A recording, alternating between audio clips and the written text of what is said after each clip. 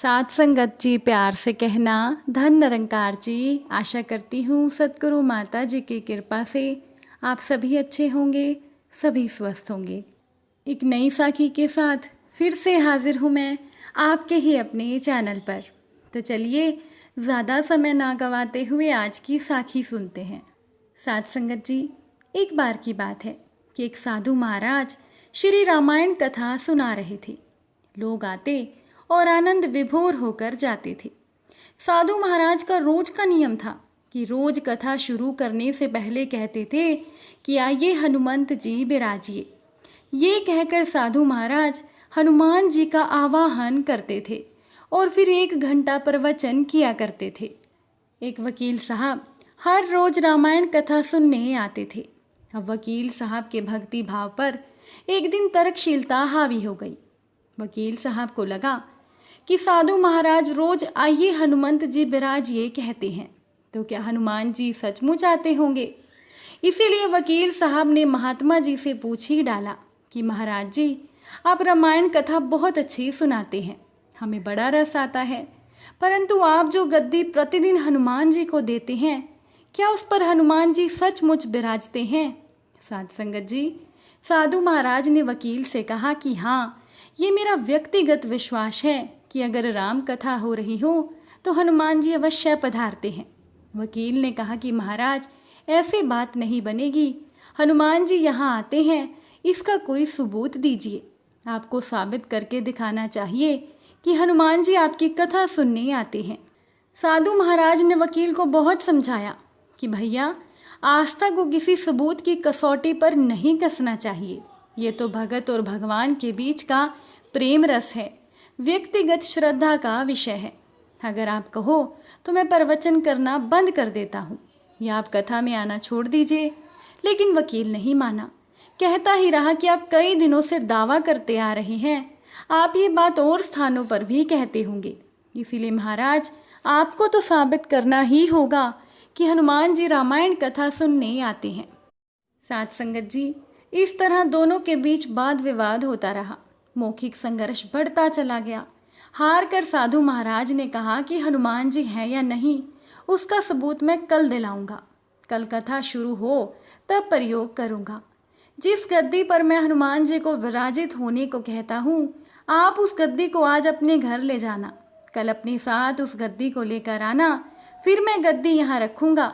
कथा से पहले हनुमान जी को बुलाएंगे, फिर आप गद्दी ऊंची उठाना। अगर आपने गद्दी ऊंची कर दी तो समझ लेना कि हनुमान जी नहीं है। साध संगत जी, वकील इस कसौटी के लिए तैयार हो गया। महाराज ने कहा कि हम दोनों में से जो पराजित होगा वो क्या करेगा, इसका फैसला भी कर लेते हैं, क्योंकि ये तो सच की परीक्षा है। वकील ने कहा कि महाराज, अगर मैं गद्दी ऊंची ना कर सका तो मैं वकालत छोड़कर आपसे दीक्षा ले लूंगा।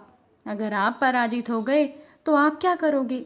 साधु महाराज ने कहा कि मैं कथा वाचन छोड़कर आपके ऑफिस का चपड़ासी बन जाऊंगा। अगले दिन कथा पंडाल में भारी भीड़ इकट्ठी हो गई। जो लोग रोजाना कथा सुनने नहीं भी आते थे, वो भी भक्ति, प्रेम और विश्वास की परीक्षा देखने आ गए। कथा पंडाल में काफी भीड़ इकट्ठी हो गई। पूरा पंडाल भर गया। श्रद्धा और विश्वास का प्रश्न जो था, साधु महाराज और वकील साहब कथा पंडाल में पधारे। गद्दी रखी गई। महात्मा जी ने सजल नेत्रों से मंगलाचरण किया और फिर कहा कि आइए हनुमंत जी विराजिए। ऐसा बोलते ही साधु महाराज के नेत्रों से आंसू बहने लगे। मन ही मन साधु महाराज बोले कि प्रभु, आज मेरा प्रश्न नहीं है, बल्कि रघुकुल रीति की परंपरा का सवाल है। मैं तो एक साधारण मनुष्य हूँ, इसीलिए मेरी भक्ति और आस्था की लाज रखना। फिर वकील साहब को निमंत्रण दिया कि आइए, आप गद्दी ऊंची करके देखिए। अब वहां मौजूद लोगों की आंखें जम गई। वकील साहब खड़े हुए। उन्होंने गद्दी उठाने के लिए हाथ बढ़ाया, पर गद्दी को स्पर्श भी न कर सके। साध संगत जी, जो भी कारण रहा, उन्होंने 3 बार हाथ बढ़ाया, किंतु तीनों बार असफल रहे। महात्मा जी देख रहे थे कि गद्दी को पकड़ना तो दूर, वकील साहब तो गद्दी को छू भी नहीं पाए थे। तीनों बार वकील साहब पसीने से तरबतर हो गए और वो साधु महाराज के चरणों में गिर गए और कहने लगे कि महाराज, गद्दी उठाना तो दूर, मुझे तो ये भी नहीं मालूम कि क्यों मेरा हाथ गद्दे तक पहुंच ही नहीं पा रहा, इसीलिए मैं अपनी हार स्वीकारता हूँ। साध संगत जी, भक्ति मार्ग में इसीलिए कहते हैं कि श्रद्धा और भक्ति के साथ की गई आराधना में बहुत शक्ति होती है। मानो तो देव, नहीं तो पत्थर। साध संगत जी, एक बार की बात है कि एक गांव में साधु महाराज रहते थे। साधु महाराज जहाँ भी जाते थे नाम जप पर उपदेश देते थे। साधु महाराज की नाम जप पर अगाध श्रद्धा को देखकर कई लोगों ने उनसे राम नाम की दीक्षा ली। कुछ लोग तो उनके सानिध्य में रहकर ईश्वर का अनुग्रह पाने के लिए उनके शिष्य बन गए। एक बार साधु महाराज अपने शिष्यों को राम नाम की महिमा सुना रहे थे। उन्होंने कहा कि अगर श्रद्धा हो तो राम का नाम जपने से मनुष्य सभी संकटों से पार हो सकता है। ये सुनकर साधु महाराज का एक शिष्य खुशी से उछल गया। उसे तो मानो हर संकट से उबरने का राम बाण मिल गया हो। वो शिष्य प्रतिदिन भिक्षा के लिए नदी पार करके दूसरे गांव जाता था।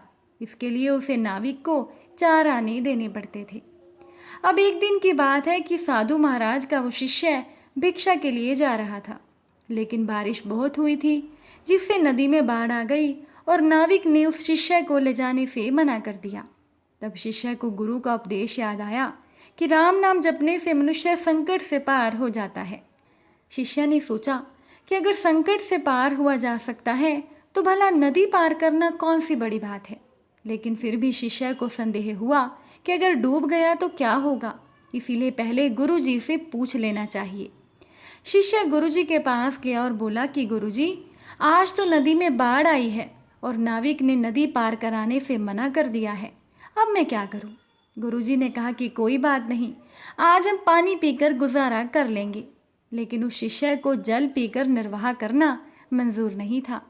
उसने गुरु से पूछा कि गुरुजी, आप कहते हैं राम नाम से सभी संकटों से पार हुआ जा सकता है, तो क्या नदी भी पार कर सकते हैं? गुरु ने कहा कि अवश्य, श्रद्धा से लिया गया राम नाम सभी संकटों से पार करा देता है। इसमें तो कोई संदेह ही नहीं कि नदी भी पार हो सकती है। बस फिर क्या था, गुरु की बात सुनकर शिष्य नदी पर चला गया।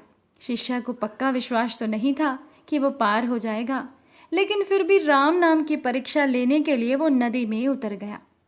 शिष्य ने एक बार राम बोला और एक कदम आगे बढ़ा, कुछ भी नहीं हुआ। शिष्य ने 2 बार राम राम कहा और आगे बढ़ा, लेकिन फिर भी उसे कोई प्रभाव नहीं दिखा। अब तो राम राम बोलते हुए वो आगे बढ़ गया और पानी उसकी गर्दन तक आ गया। शिष्य ने सोचा कि गुरुजी का उपदेश तो केवल लोगों को देने के लिए है, गुरुजी तो झूठ बोलते हैं। इतने में एक बड़ी लहर आई और शिष्य को बहा कर ले गई। वो शिष्य बेचारा गोते खाते खाते किसी तरह से किनारे लगा। उसे गुरुजी पर बड़ा क्रोध आ रहा था।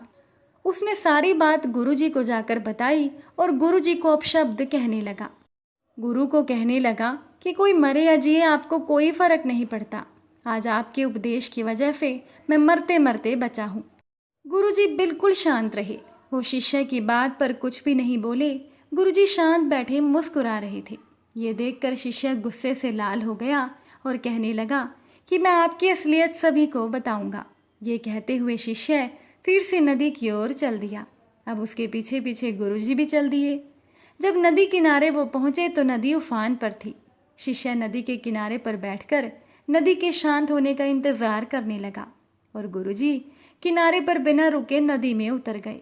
जैसे ही साधु महाराज नदी में उतरे, नदी ने उन्हें रास्ता दे दिया। ये देखकर शिष्य हैरान हो गया। उसे अपनी भूल समझ में आई। वो पश्चाताप की अग्नि में जलता हुआ नदी में कूद गया। अब शिष्य को जीवन की कोई परवाह नहीं थी।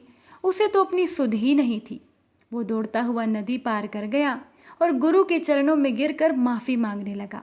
साधु महाराज ने उसे उठाया और गले से लगाया। जब शिष्य को सुध आई तो उसने पीछे मुड़कर देखा। पीछे नदी ज्यों की त्यों बह रही थी। शिष्य ने हैरानी से गुरुजी से पूछा कि गुरुजी, ये क्या रहस्य है? जब मैंने राम नाम जपा था तब मैं नदी पार नहीं कर पाया था, लेकिन अब जबकि मैंने कुछ भी नहीं जपा फिर भी नदी पार हो गई, भला ऐसा क्यों? तब गुरुजी ने कहा कि ये श्रद्धा का चमत्कार है। नाम तो श्रद्धा को साधने का केवल जरिया मात्र है। तुम राम कहो या कृष्ण, कोई फर्क नहीं पड़ता। अगर श्रद्धा है तो तुम्हारा कोई भी नाम या विचार तुम्हें संकटों से पार करा सकता है। और अगर श्रद्धा ही नहीं है तो सारे नाम बेकार हैं। गुरुजी ने आगे कहा कि जब तुम पहली बार नदी पार कर रहे थे उस समय तुम्हें नाम में श्रद्धा नहीं संदेह था, लेकिन अब जब तुमने उसी नाम से मुझे पार होते हुए देखा तो तुम्हें अपनी भूल का एहसास हो गया और तुमने अपनी जीवन की परवाह किए बिना समर्पण कर दिया। और यही सच्ची श्रद्धा है। साथ संगत जी, जब श्रेष्ठता से प्रेम, ईश्वर से प्रेम हमारे अंतःकरण में उमड़ पड़े तो समझिए कि श्रद्धा का प्राकट्य हो चुका है। और श्रद्धा और समर्पण के साथ ही नाम की सार्थकता है। आपको ये साखी कैसी लगी कमेंट में बताना मत भूलिएगा। अगर अच्छी लगी हो तो आप वीडियो को लाइक भी कीजिएगा। फिर मुलाकात होगी आपसे नई साखी के साथ। साथ संगत जी प्यार से कहना, धन निरंकार।